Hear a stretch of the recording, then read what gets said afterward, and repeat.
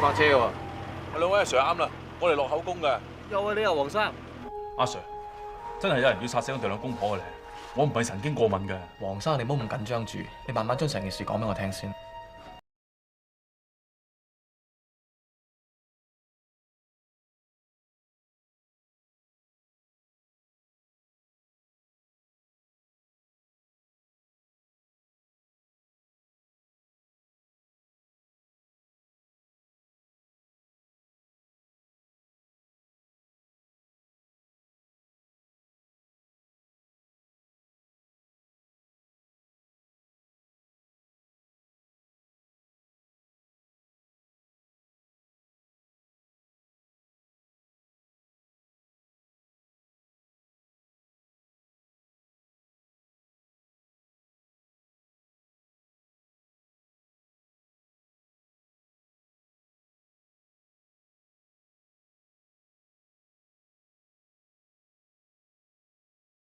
希望你盡快派人保護我哋啦，我哋嘅處境真係好危險㗎。黃生，唔好咁緊張，你對我哋警方有信心先得。啊，仲有，如果有需要嘅話，或者想請你太太同埋你屋企人嚟落份口供都唔定。咁我即刻通知我太太。都好啊。可唔可以借電話幫我打？呢邊。隨便啊，黃生。唔該。點啊？聽落又唔似係當事人神經過敏咁簡單。阿玉啊，叫少奶聽電話。阿少爺，你做咩講個聲都震晒啊？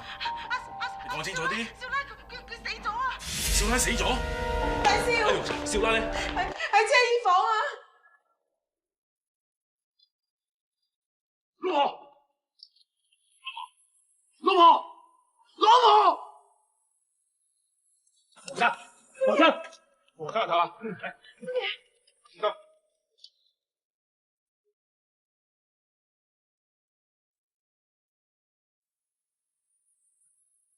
勇哥啊，呢度好多泥鞋印啊！照鞋印嘅方向，兇手可能喺窗口爬入嚟，然之後殺害死者喎。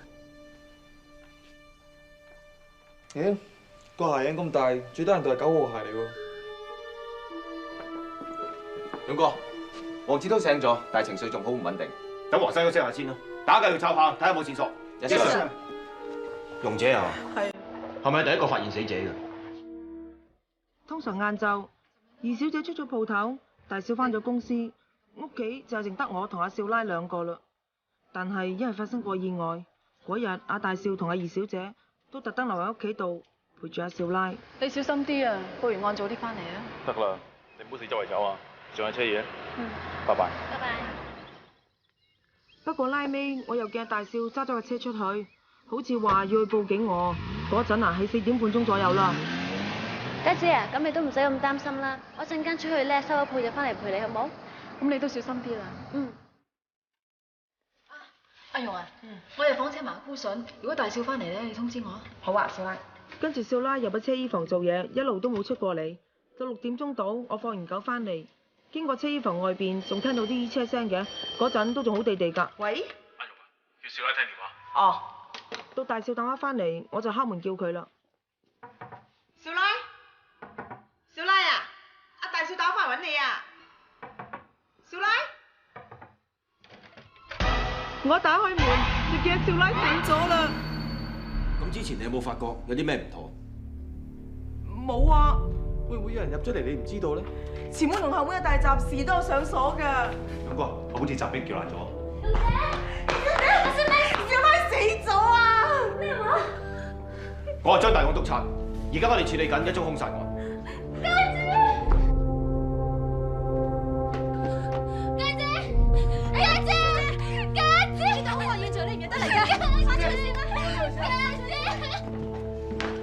方 Sir， 點啊？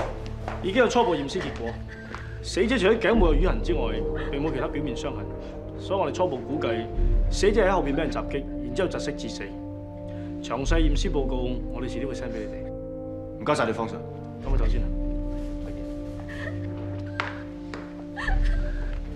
其實最近幾次，姐夫同家姐都爭啲出事啦，咁樣邊個會殺佢哋啫？周小姐啊，我諗你冷靜啲先啦。姐夫咧？姐夫咧？頭先黃生刺激過度暈咗，而家喺房度休息緊。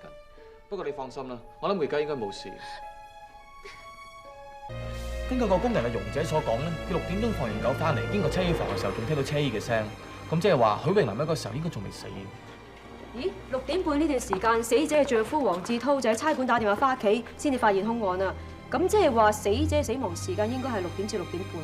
仲有，兇手係由後院撬爛個大閘，最後槍一棚兇案現場，喺後邊襲擊死者，徒手將佢碾死。嗱，雖然死者係一個瘦削嘅女人，但係可以容易碾死佢，一定要用唔少嘅氣力。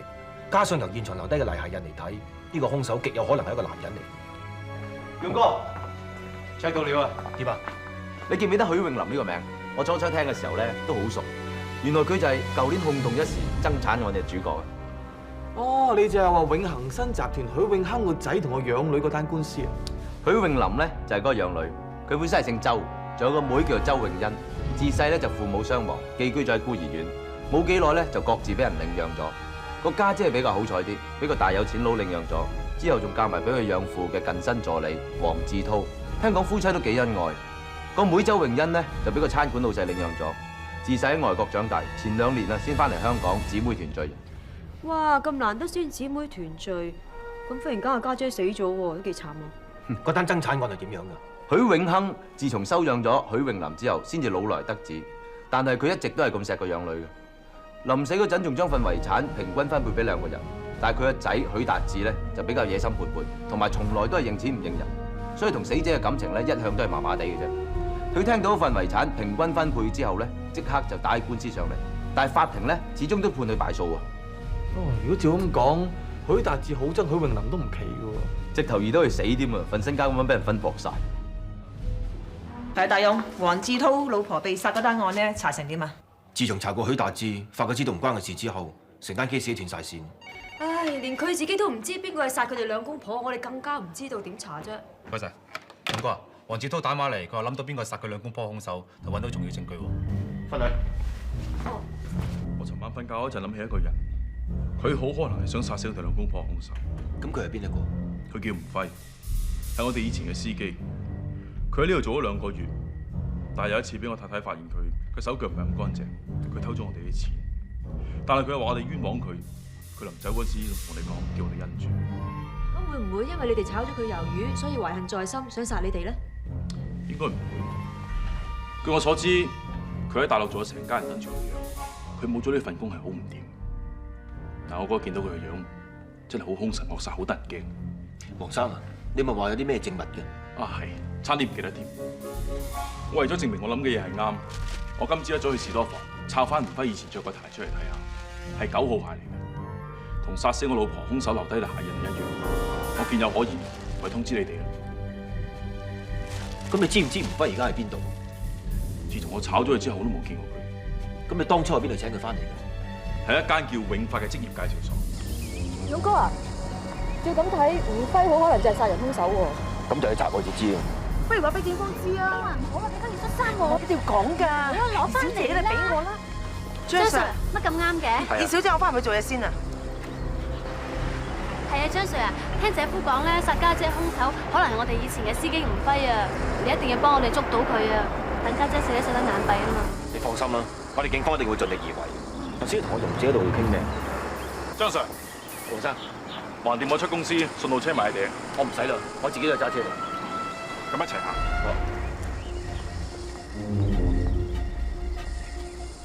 拜拜，張 Sir，再見。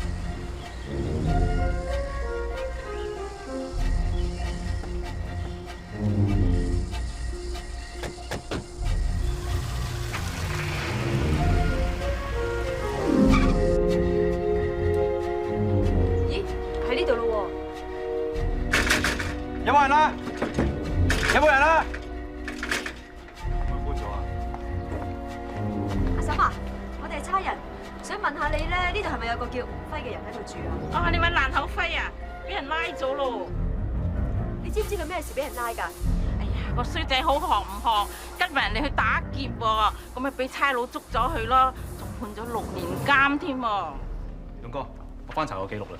吳輝真係半年前因為持械夾珠寶公司被捕，結果被判坐6年監。嗱，既然佢半年前入咗閘，咁即係話佢冇可能係殺死許永林嘅兇手咯。照咁睇，佢哋又斷晒線喎。啊，估唔到單 case 咁棘手啊！查嚟查去都似兜兜轉轉咁嘅。兜兜轉轉，通有人故意帶我哋遊花園？龍姐，你去邊啊？我有車，我兜埋你啊！唔使啦，街市就喺前邊，行幾步就到噶啦。係啊，龍姐啊，我仲有一個問題想問下你。你單憑一件白恤衫上面嘅唇膏印，點解你會覺得黃山出邊有女人嘅？張 Sir 可能覺得我諗埋一邊，我冇話二小姐咁單純㗎，覺得全世界個個都係好人。其實講真啦，今次已經唔係第一次㗎啦。上次嗰件事我都冇話俾二小姐聽。上次發生過啲咩事啊？喺2個月前，我幫阿少爺執衫，喺個西裝褸袋度跌咗個盒出嚟喎。咁我咪偷偷地打開嚟睇下咯。原來裏邊啊，擠咗一隻紅藍綠寶石戒指啊。咁我諗過幾日就係少奶生日啦，梗係阿少爺買嚟送俾少奶做生日禮物㗎啦。跟住我咪將個戒指擺翻落西裝褸袋度咯。喺到阿少奶生日嗰日，我就故意試探下少奶嘅口風。少奶啊，你今年生日，少爺送咗咩禮物俾你啊？帶出嚟俾我睇下。嗱，而家咪戴緊咯。戴咗啦咩？點解唔見嘅？嗱，呢條珍珠頸鏈就係少爺送俾我嘅生日禮物啦，靚唔靚啊？靚。你話咁大隻戒指唔係我嚟送俾女人，唔通留你自己戴啊？估唔到阿少爺平時對阿少奶咁好，少爺會做出啲咁嘅事啊！我都話噶啦，全世界啲男人都係衰人嚟㗎。張 Sir， 我對住你我都係咁講㗎啦。龍姐啊，真係唔使我車你啊，我車喺附近啫喎。唔使啦，街市就喺呢度啫嘛。首先啊，張 Sir， 拜拜。拜拜。啊，估唔到個黃志滔啊幾識做戲㗎！嗱，對住我哋咧就扮到至情至性咁，對住個老婆咧就話要生要死，點知喺出邊咪一樣搞女人。咪係，佢都呃得我哋透啦。等我仲諗住封佢做我偶像，以為呢個世界真係有啲咁好嘅男人添。賓女啊，叫咗你唔好咁樣信啲男人㗎啦。哦，喂，大勇啊，黃志滔都好有可疑啊嚇。我懷疑佢一直話有人想謀殺佢兩公婆，全部都係假，而佢所提供嘅疑兇亦都唔係真兇。其實佢根本就喺度擾亂我哋警方嘅視線，目的就係為咗掩飾真正嘅兇手。分析得幾有道理啊！但黃志滔殺人嘅動機係咩咧？好明顯係為咗錢。許詠林死咗之後，佢丈夫黃志滔就係遺產嘅直接受益人，幾千萬遺產喎，邊個唔心紅？但係佢老婆死嗰陣，黃志滔啱啱喺差館，佢有充分嘅不在場證據喎。嗱，呢一樣嘢我到而家諗唔通。嗱，如果黃志滔出邊真係有一個情婦嘅話，咁極有可能佢就夾埋呢個情婦去謀殺自己嘅老婆都未定。關鍵性就係黃志滔背後嘅女人，快啲刮佢出嚟啊 ！Yes, madam。有啲咩女人咧會中意啲咁窩囊嘅男人啊？嗬？唔係你挺女人咯，頭先咪仲封係偶像嘅。係啊，我話我諗住啫嘛，幾時話有㗎？同事同埋佢啲朋友，佢哋都話黃志滔冇同其他女人喺埋一齊，仲話佢正喺老婆路，又冇膽又怕事，所以冇女人會溝。哇！咁佢掩飾得幾好喎，唔單止呃到我哋，仲呃埋全世界添。咁你哋唔好咁武斷，或者人哋真係正人君子啦。但係呢單嘢真係越諗越唔明。嗱，假設黃志滔真係謀殺佢老婆嘅主謀，咁佢係親自下手啊，定係利用個情婦嚟咗殺人呢？梗係利用個情婦啦！案發當日，黃志滔咧就喺差館報緊案，冇可能分屍殺人㗎。但根據驗屍官嘅判斷，能夠用雙手捏死一個女人，一個普通女人根本冇可能做得到，所以我哋相信兇手極有可能係男人。我硬係覺得許詠林嘅死同黃志滔上嚟我哋差館報警呢兩件事發生得太過巧合，好似有人利用我哋做佢時間證人。冇錯。嗱，根據容姐嘅口供，佢喺4點半嗰陣時見到黃志滔揸架車離開寶馬山寓所，嗰時海底隧道塞車，黃志滔差唔多要6點鐘先嚟到我哋差館，而許詠林就喺6點至6點半呢段期間被殺。嗱，嗰陣時黃志滔應該仲喺差館喎。哦，咁啊真係唔明啦，係人都知啊，嗰段時間隧道最塞車㗎啦，邊會揸車過海㗎？如果俾着我，一定搭地鐵啦。Good point，唔通黃志滔就係利用海底隧道塞車嚟混淆我哋嘅視線？佢可能殺咗許詠林之後咧，根本就冇揸車過海底隧道，而係坐地鐵過嚟，所以6點鐘已經嚟到差館。冇可能嘅。嗱，4點半嗰陣時，容姐明明見住黃志滔揸架車出門口，而6點鐘我哋就喺差館門口見到佢揸車入嚟，我仲叫個伙計拍唔到俾個車位佢拍添，佢明明係揸車嚟嘅喎。包穿個下巴都諗唔明，真係。慢慢嚟啦，一定諗得通嘅。勇哥，我去尖沙咀啊，啱路啊！好啊，一齊啊！好啊！哇，勇哥，做咩你架車咁多公仔嘅？咪借時咯，抹埋啲細路仔嘢擺我嘅車度，搞到我冇晒形象。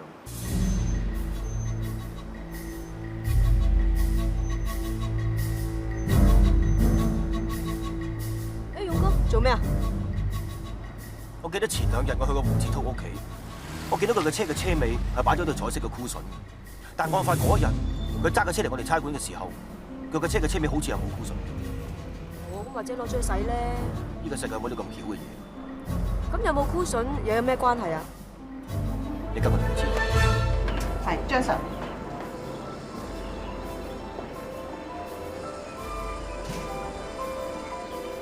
龍姐，張 Sir， 你揾阿大少同二小姐啊？佢兩個都唔喺度喎。係女龍姐啊？呢對箍筍都幾特別喎。係啊，係我哋嘅死鬼少奶親手做㗎。箍筍嘅圖案亦都係最中意嘅，所以一直都擺大少架車度。咁你少奶死嗰日啦，呢一對箍筍係咪一直都擺喺你大少架車度嘅？係啊。你咁肯定？會唔會咁啱嗰日攞咗去洗啊？梗係唔會啦！少奶死之前嗰2日，我至啱洗乾淨個箍筍套，仲有親手燙好，套翻落個箍筍度嘅，跟住就擺翻落大少架車度啦。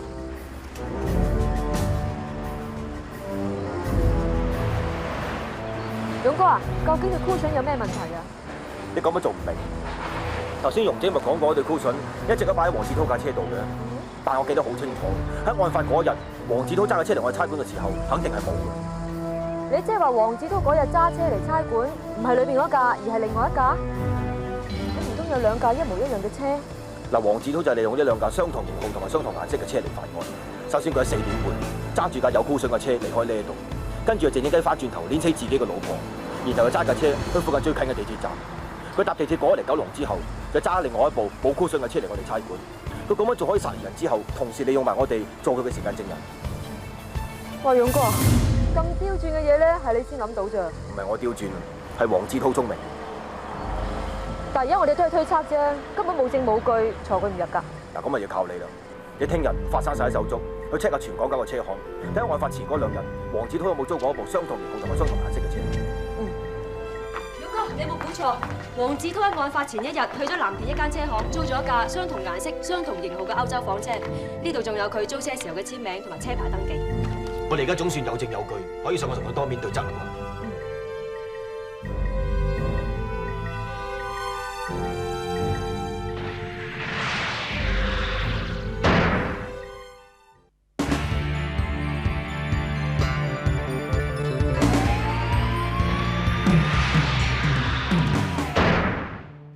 我哋今次上嚟係，我知，你係想話俾我知，我太太單 case 唔關吳輝事啊嘛？因為佢喺半年前已經入咗壁屋坐監，呢件事係我依就話俾佢知。其實我哋今次上嚟唔係想傾呢件事，咁係咩事？唔通我太太單 case 有新嘅線索？可以咁講。黃生，我哋查到你喺上個月28號，即係你太太死前1日，你喺藍田一間車行租咗架同你揸開嘅相同顏色、相同型號嘅私家車，你可唔可以解釋一下？如果你依家俾唔到一個合理嘅解釋，我哋可能懷疑你同你太太許榮林被謀殺呢單 case 有關。張 Sir， 其實呢單 case 唔關我事，係人都知道我有怕事又冇用，我點會殺死我老婆？我講俾你聽，呢單 case 就對唔住，我係話黃生，黃生，黃生，黃生，黃生，你做咩啊？黃生，黃生，黃生。